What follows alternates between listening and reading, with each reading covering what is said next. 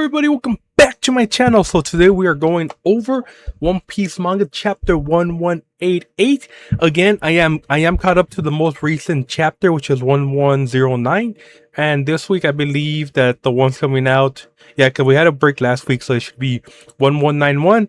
However, I do take notes on the chapters. So if you saw my last video, I take notes on the chapter. So basically I'm not gonna go any further past this point, and so anytime you see these videos pop up, it's only gonna stay till this chapter and behind. So no need in worrying about like if I'm gonna go into spoilers of like chapter 1189 or whatever, so with that being said, let's get right into it and we'll see how it goes. So it starts off with Emu thinking about the first time he met with Joy Boy. So I wonder, what was the relationship? Is it like a friend turned enemy, kind of like in Naruto's case with Madara and Hiroshima, if I remember his name correctly, or Orochimaru and Jiraiya? There we go. Yeah, my bad. A little trouble pronouncing it, but yeah, or like their relationship. So is it kind of like that? Because they'll say, "I'm Joy Boy in need." No. Oh no, it just starts with them like introducing each other. Joy Boy is smiling and Imu's just reminiscing about that. So I'm wondering if it is like friends turn enemies kind of flashback that we're gonna get hopefully sometime soon. That'd be pretty cool.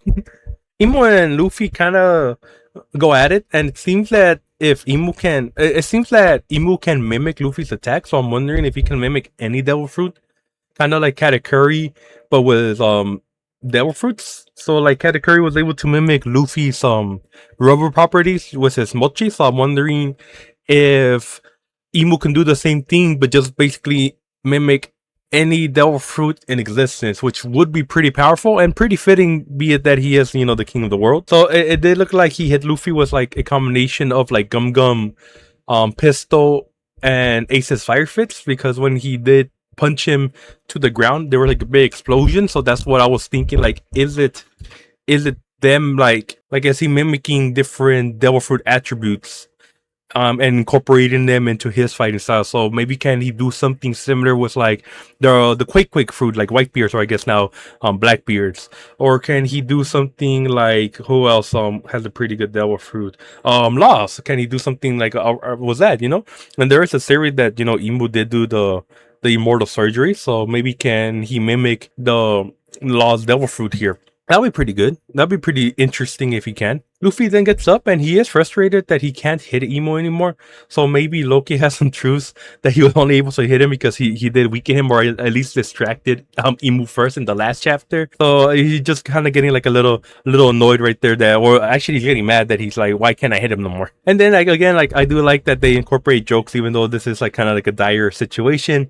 So like as Emo and Luffy keep fighting, then Luffy says that he won't let Loki's death be in vain, which is funny because Loki is not dead. He even calls out after he says that. It's like, no, I'm still alive. What are you talking about? And then that actually works against Loki, because then Emu realizes that he is alive, and then he attacks Loki with one of his powers. But luckily Jinbei was able to stop the attack, which is cool and interesting, because does that mean that he can hold his own with Emu? Maybe not for like a long time, but he's able to like repel some attacks, which was pretty cool. So Jinbei is now Loki's guardian while Luffy deals with his Emu. And then we see Brook, Nami, Usopp still trying to defrost Gunko, but the ice is slowly melting on its own, which catches Emu's attention. He is wondering why Gunko was not able to break out on her own, and sees Brook, and he sees that Brook knows her. So I'm wondering that if he will target Brook later, because it did seem that Gunko's memory might have been kind of scrambled. So if Brook is a possibility of her memories coming back, maybe Emu might want to take him out. And again, there is a theory that Straw Hat is gonna die. I think it's between Jinbei and Brook right now, and mostly because Jinbei has already kind of offered his life up before, but also Brook with his devil fruit, he could just never die. So it could be that he ends up sacrificing himself for Gunko or the crew or something. He ends up not seeing it to the end, which would be sad. But so maybe Emu might try to take him out in this arc. Also, it does seem that real quick right here, I almost forgot. It does seem that Emu knows who Brook is.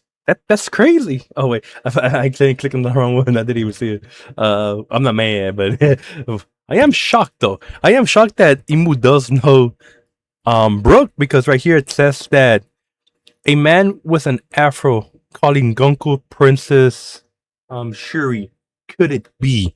So it looks like he knows Brook, and of course Brook well, he's a skeleton now, but it looks like Imu did know who Brook was. So again, maybe he might, you can say, this fellow can remind her who she was and break my control. So again, like, hopefully he doesn't, but hopefully he doesn't kill Brook or go after him, but I guess we'll see as the chapters progress, because it is all super exciting how everything goes like, oh, and then they're fighting Emo right now. It's like, ah. But yeah, I went through all my emotions.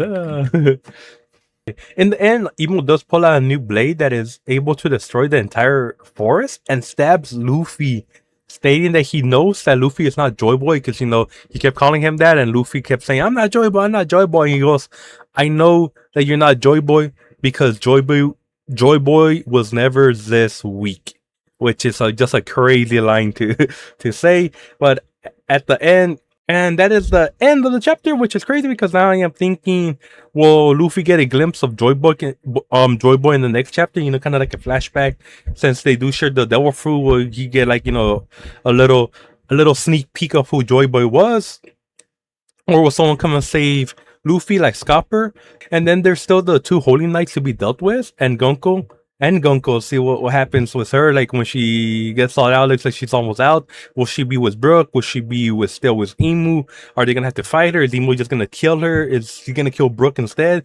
So it's just a lot of questions still up in the air. But I do have a feeling that it will end with them saving the kid, because that's what their main priority is. However, Imu will get something out of this in the end, so it won't end with them complete victory. They will lose something alongside of saving the kids. Yeah, because if they're showing how strong he is as the final threat, they have to have him achieve something besides just beating them all up or something. So that's why I think he's gonna end up taking something. So there is a possibility he could kill one of them. Again, I have been alluding to maybe him killing Brook, Jinbei, or something, or he might end up capturing Robin, because they've been after Robin since Annie's lobby, and Wano and Egghead specified that they still wanted her. So it could be that now he's here, he's gonna end up taking her while they free the kids, and then she's gonna get teleported to the Holy Land with them. And if he does end up taking her to the Holy Land, it does put them in a direct route to the Holy Land, basically. Maurice draw, there we go.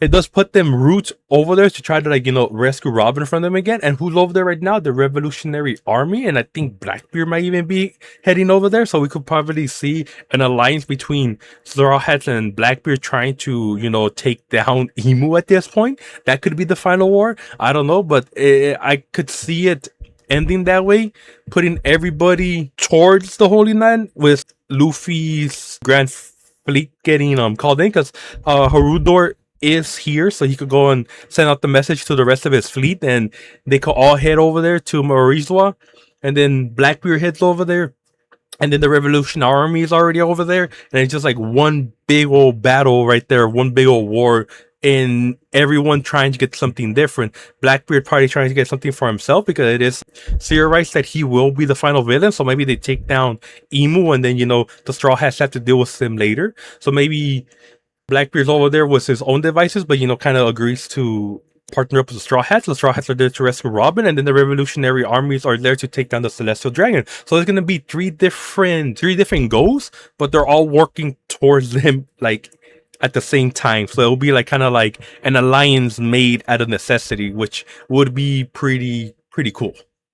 But that's just my speculation. What do you guys think? This video wasn't as long as the last one, so that's pretty good. But yeah, hopefully you guys enjoyed it. And until the next one, all right, y'all have a good one. Deuces. GG.